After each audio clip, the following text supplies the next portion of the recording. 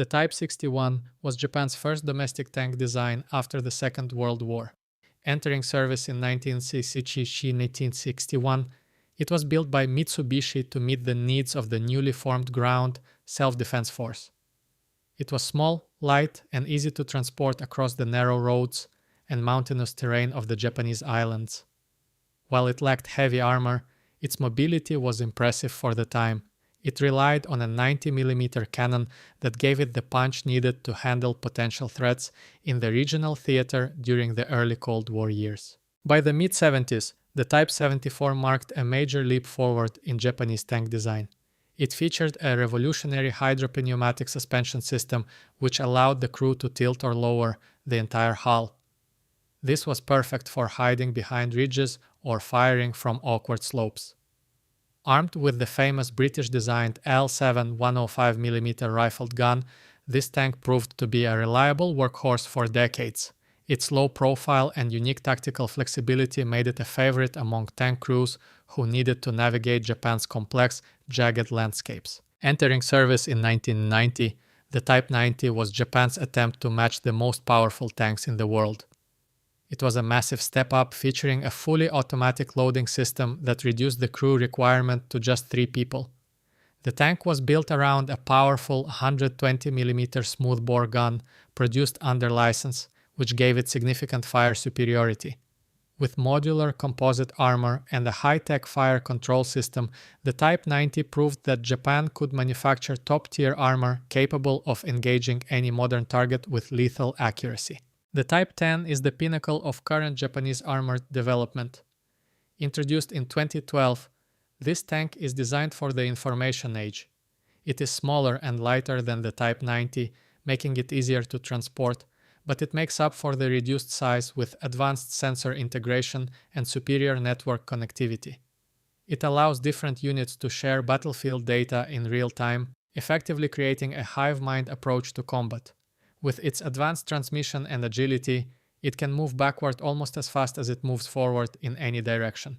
The Type 89 infantry fighting vehicle arrived in 1989 to support the main battle tanks on the front lines. Its primary job was to transport infantry safely while providing heavy fire support with a 35mm cannon and anti-tank missiles. This vehicle turned the infantry squad from a liability into an offensive asset. By pairing its firepower with the mobility of the tanks, the Japan Ground Self-Defense Force created a combined arms team that could handle both urban environments and open fields with relative ease and high survivability. The Type 87 self-propelled anti-aircraft gun, often called the Sky Sweeper, entered service in 1987 to provide protection against low-flying threats. It uses the same chassis as the Type 74 tank, ensuring it can keep up with armored formations across rough terrain.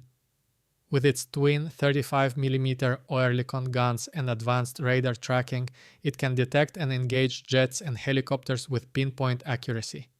It fills a critical defensive gap, ensuring that heavy armor units do not fall victim to sudden air attacks during a rapid tactical movement or high-intensity engagement. The Type 16 maneuver combat vehicle is a modern solution to an old problem.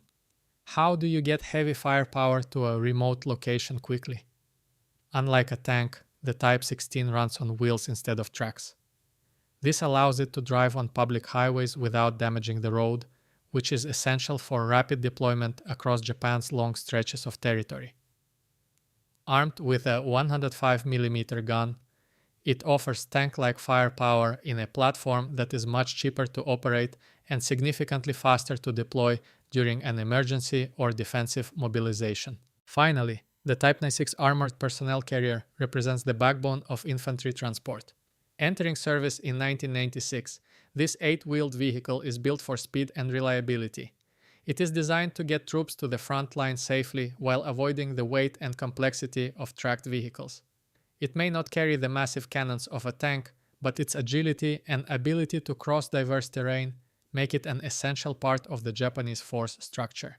It serves as a reminder that modern defense requires a balance between heavy striking power and rapid, flexible logistics.